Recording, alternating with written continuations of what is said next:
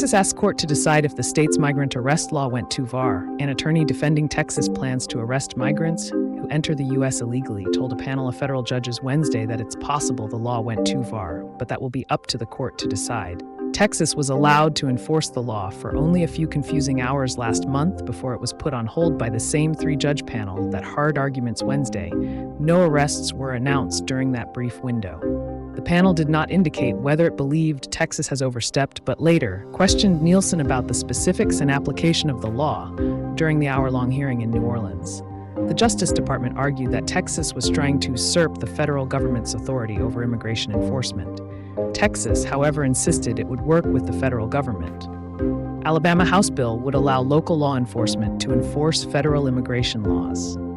An Alabama House committee Wednesday held a public hearing on a bill that would allow state and local law enforcement to arrest people based on immigration status T. The bill allows police and sheriff's deputies to transport undocumented immigrants and arrest people based on their immigration status or for violating federal immigration law.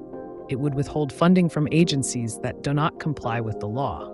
The bill gives police officers and sheriff's deputies the discretion for deciding who they will approach to confirm a person's immigration status. The committee could vote on the bill next week. Los Angeles couples' Supreme Court cases had slight on immigrant visa rejections.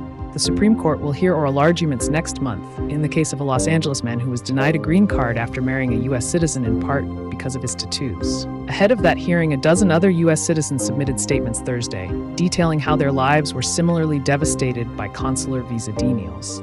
Lawyers think thousands of families could be in similar situations. Luis Asensio Cordero was denied a visa. Tor returned to the U.S. from El Salvador and has been separated from his wife Sandra Munoz since 2015. The couple's arguing the federal government had violated her constitutional right to marriage and due process by denying Asensio's visa without providing a timely explanation.